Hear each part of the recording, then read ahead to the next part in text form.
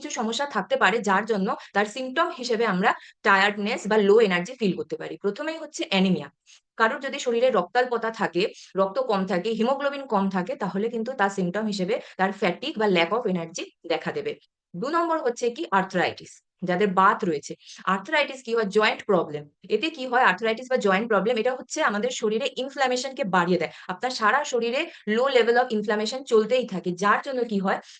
আপনি তার ফলস্বরূপ সারাদিন খুব ক্লান্তি অনুভব করতে পারেন। এবং ৩ নম্বর হচ্ছে স্লিপ ডিসঅর্ডার। আগে যেটা লাইফস্টাইল ফ্যাক্টর এ ছিল সেটা স্লিপ ছিল, ল্যাক অফ স্লিপ, সেটা আপনি নিজে থেকে চুজ করছেন যে আপনি কম ঘুমাবেন বা আপনার কাজের চাপে আপনি ঘুমাতে পারছেন না। এইখানে ফিজিক্যাল হেলথ কন্ডিশন এ যে স্লিপ ডিসঅর্ডার আছে, যে আপনার শরীরে কোনো প্রবলেম আছে যার জন্য আপনি শুতে চাইলেও, ঘুমাতে চাইলেও আপনার ঘুম আসছে না, বা ঘুম এসে গেলেও মাঝরাতে ঘুম ভেঙে যাচ্ছে, তারপর আর ঘুম আসছে না। এরকম যদি কারোর স্লিপ ডিসঅর্ডার থাকে, তাহলেও কিন্তু সেটা আপনার হোল ডে টায়ার্ডনেস হিসেবে দেখা দেবে।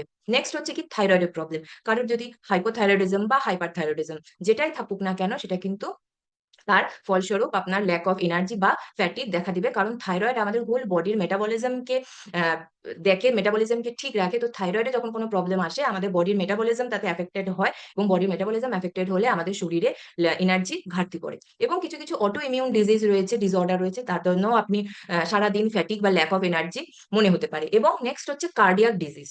হার্টের প্রবলেমের ১ম সিম্পটম হিসেবেই যেটা দেখা দেয় সেটা হচ্ছে যে টায়ার্ডনেস। সারাদিন আপনার টায়ার্ড লাগবে, একটু হাঁটাচলা করলেই আপনি খুব ক্লান্তি অনুভব করবেন বা আপনি হাঁপিয়ে যাবেন। তো যখনই আপনার কোনো কনজেস্টেড হার্ট ডিজিজ হবে, তার ১ম সিম্পটম হিসেবেই দেখা দেয় যে টায়ার্ডনেস। এবং তারপর এটা হচ্ছে আনকন্ট্রোলড ডায়াবেটিস। অনেকে হয়তো সুগারের শিকার হয়েছেন, ডায়াবেটিস কিন্তু এখনো হয়তো আপনি টেস্ট করেননি। যার জন্য আপনি বুঝতে পারছেন না যে আপনার সুগার আছে কি নেই। কিন্তু আপনি সারাদিন ধরে খুব ক্লান্তি অনুভব করেন, কোনো কাজে এনার্জি পান না, খুব দুর্বল লাগে শরীর। তো এরকম ক্ষেত্রে যাদের ডায়াবেটিস থাকে এবং সেটা আনকন্ট্রোলড থাকে, কোন রকম ট্রিটমেন্ট করেন না, ডায়েট চেঞ্জ করেননি, তাদের ক্ষেত্রেও কিন্তু সারাদিন ক্লান্তি অনুভব হবে। নেক্সট ৩ নম্বর কি হচ্ছে mental healing issue.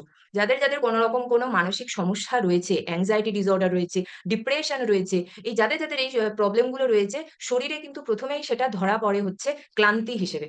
Lack of motivation, lack of energy, কিছু করতে ভালো লাগে না, শরীর নাড়াতে ভালো লাগে না, মনে হয় এক জায়গায় বসে থাকি। কোন রকম জীবনে কোনো আশা নেই, কোনো হোপ নেই, নিজেকে খুব একা মনে করা।